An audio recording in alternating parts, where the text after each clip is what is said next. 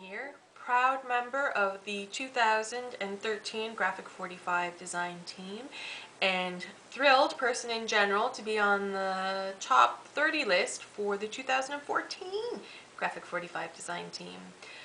This is my second round audition, and I could not be more thrilled. I have checked out all of the other top 30 finalists, and each of you is astounding in your creativity and skills, and I could not possibly be in better company. You guys are inspiring and amazing, and I wish each and every one of you the very best of luck. For my round 2 audition, I have created this. It's a little Punch and Judy theater. It's got a little bit of whacking action there. If you're not familiar with Punch and Judy, they are a staple of seaside culture in the UK and have been around since the late 1600s. Very, very popular in Victorian England and remain a staple at seasides today. So when I saw the By the Sea collection, I immediately knew that I wanted to create an homage to Punch and Judy, and this is it. So let's make the theater box. I'm going to grab my trusty scoreboard here, and what I have here is Pier 45 from the By the Sea collection. I've used the entire 12 inches. And I've cut I've cut an 8-inch strip from that. So now I'm going to score my paper, and I'm going to score at 3 inches. I'm going to score at 5 3/4 inches. I'm going to score at 8 3/4 inches, and I'm going to score at 11 1/2. This uses the entire width, so there's no need to trim other than the piece at the top. So now I'm just going to fold this very quickly so that we can see what we have. And this little extra 1/2 inch strip there is going to be handy when we seal this all together. As a guide, so 1/4 inch from either side, and I'm doing 2 tick marks so that it makes it easier to get a straight line. So if I go like this and match up my little tick marks that I've just made, oh, sugar lumps. If I go like that, then I have a nice straight line. And I'll do the same on this side. And I've totally lost where I put my ticks here. Where is that? Oh, right there and right there. Okay. Excuse me while I talk to myself. I do that an awful lot when I'm making. Okay. And then I want another measurement at, I'm going to make it 3 inches down just to make it easy. You can make this window as big as you like. You don't want it too big because you don't want to see the mechanism that we're going to include later. Pardon me. So now that I have all these score lines in place, I'm going to cut out that window. You can see I'm very fancy with my carpet cutter here. Nothing but the best, baby.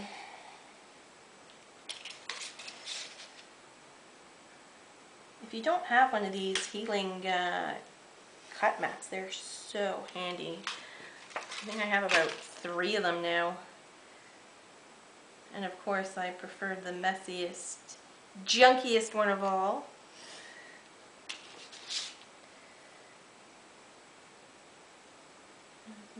And you'll notice that I actually flip my ruler over and use the wrong side down.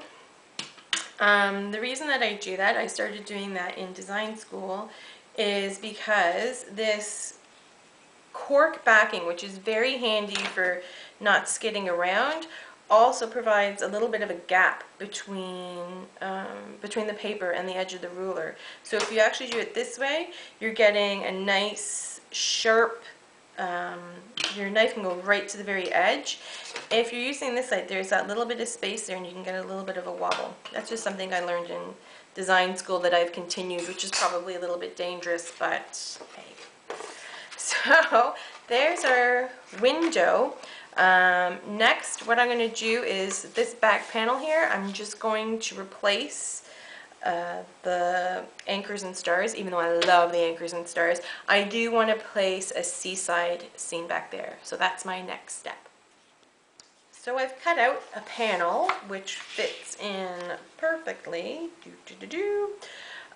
into what will be the rear, the inside rear of the box. And I'm just going to put that in place with a little bit of glue stick glue. Next, I'm going to create the characters that are going to be in my little play, Punch and Judy. There they are. They're going to fight just like that.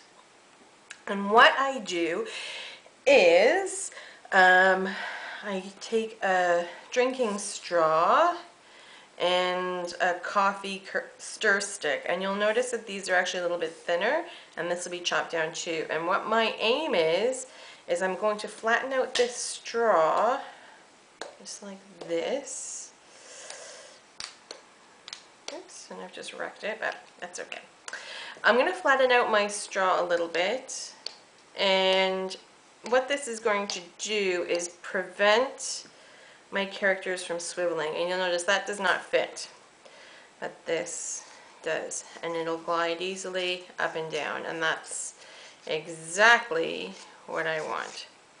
So I'm going to cut this stick. I'll get my trusty cutting board here, which is a disaster. That's okay.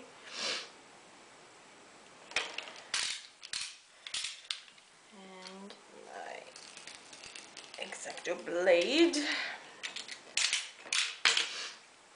And it doesn't have to be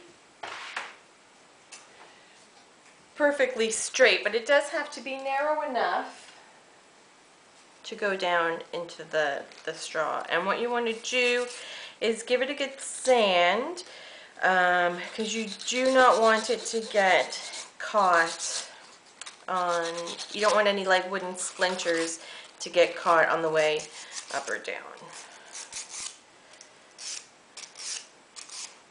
So I'm sure you get the idea. Then what I do is I'm going to take my character and I just put a little bit of glue on the back, and I'll place him right there. And I want the stick to go fairly high, just to give it a little bit of stability. Then what I do, to give a finished look to the rear of my piece, I'm just taking a little piece of pattern paper. This is from By the Sea as well, to make sure everything's matchy-boo. And I'm just going to glue that together, creating a nice seal. Pardon me. When this is dry, I just simply cut around the edge, and this fellow here, you'll see the back is just as pretty as the front there. I've also inked the edges, and I've painted this stick. Now we're going to create the little pieces that go inside of our theater that determine the movement of our characters. So we're going to make 2 of these funny shaped things.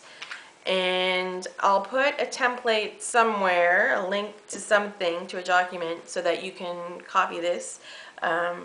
But basically it's just sort of this snail shell shape. And I've just traced it onto corrugated cardboard, and this is just from a packing box. And I've cut it out. Pardon me.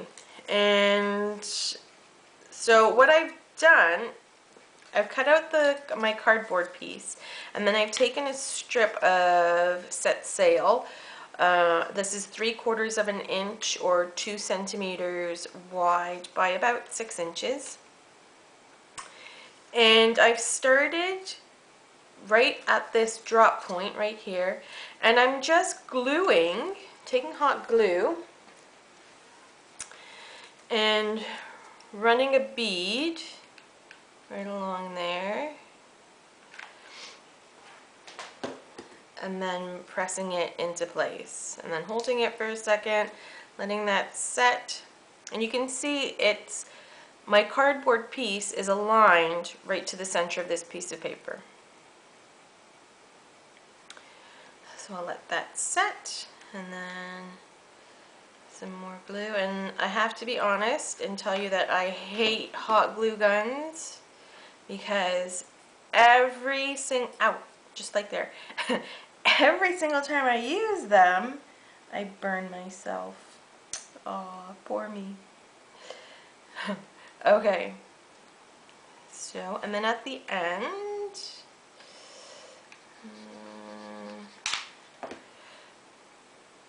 and you want to make sure that your seam for this is, you want to make sure that your seam is facing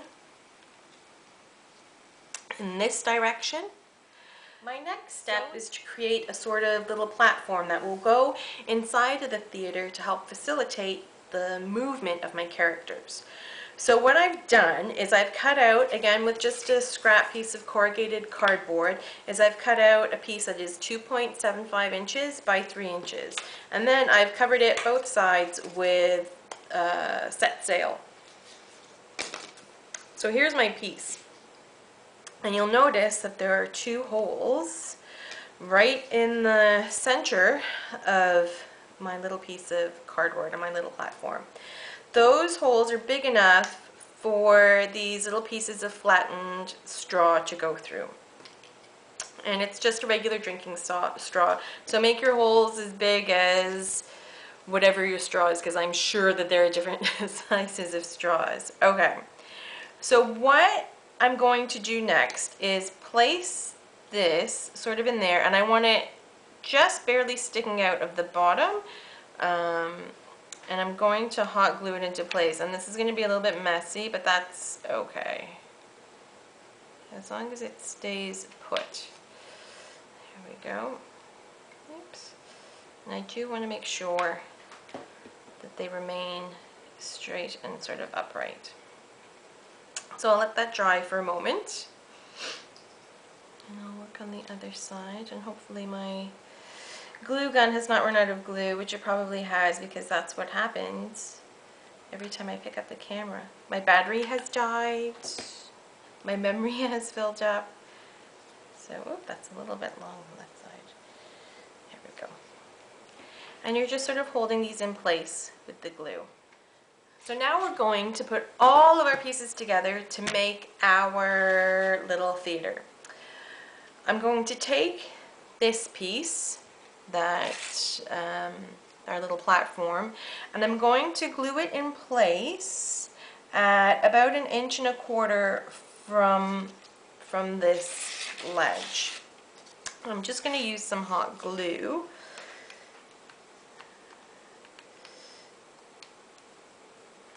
Just to hold it where I want it. Okay.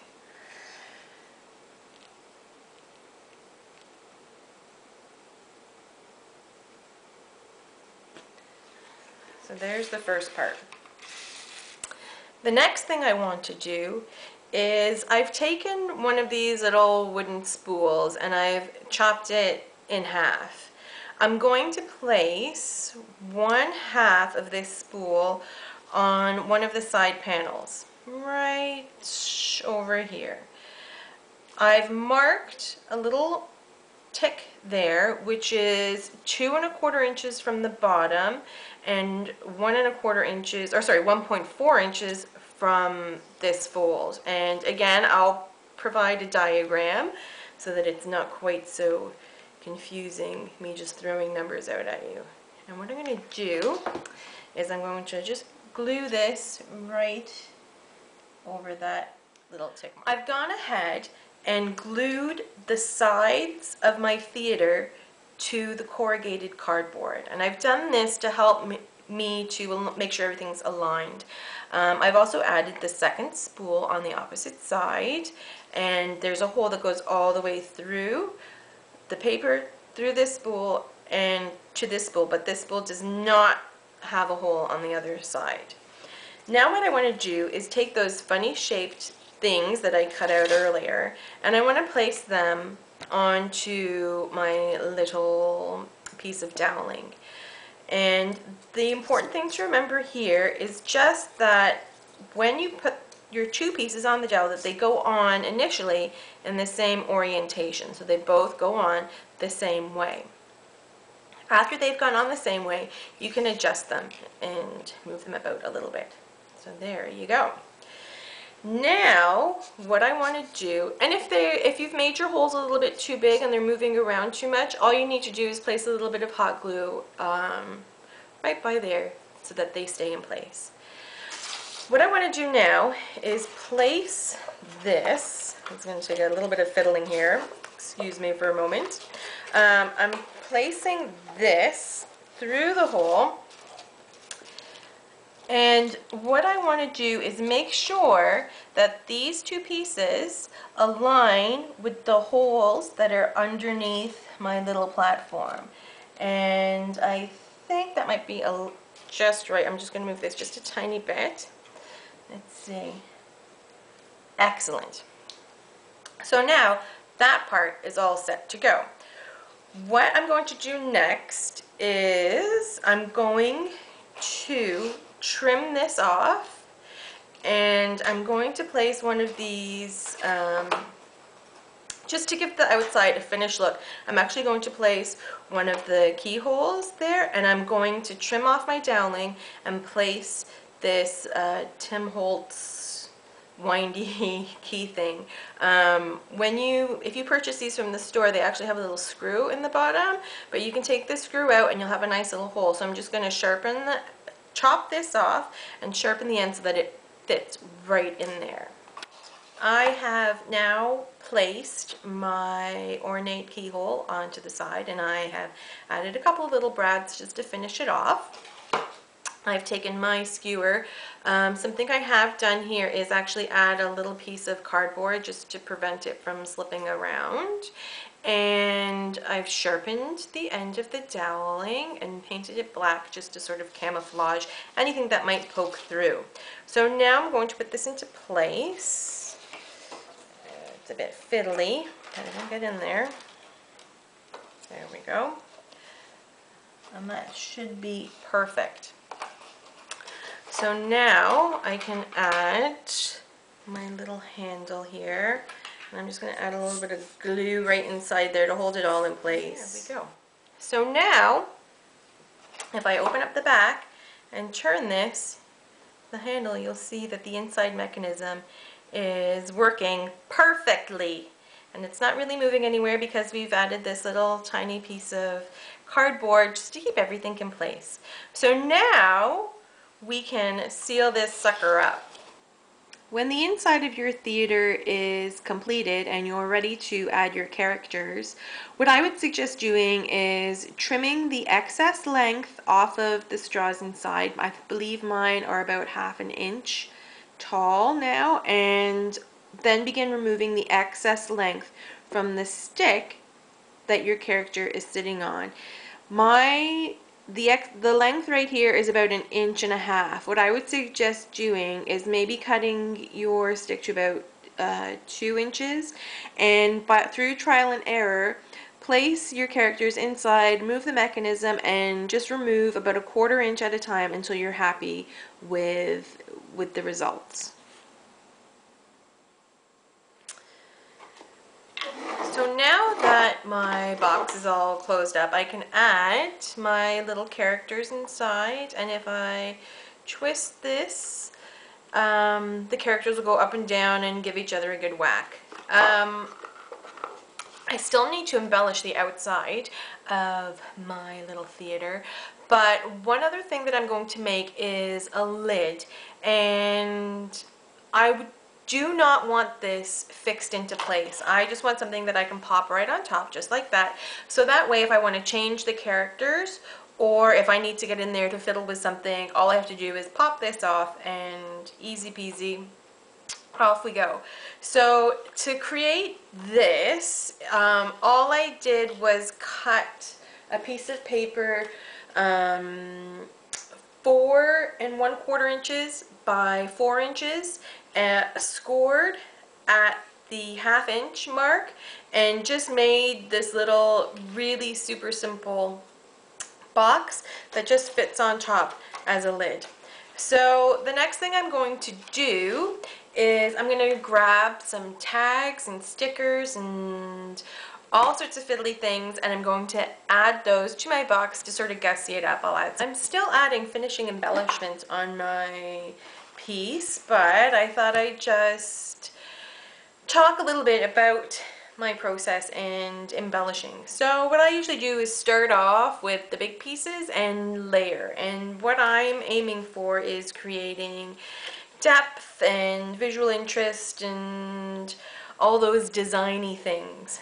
But what I wanted to talk about just really briefly was that, you know, these tags and little chipboard bits and whatever, they're so handy, but don't feel like you have to use the whole piece. It's all right to chop up these to come up with something entirely new, which is what I've done on the front of my little theater. So the shutters and this bottom little filigree part, it's just this tag, and it's the reverse of it, and it's been chopped up and used in a different way, and you should never ever be afraid of doing that sort of thing.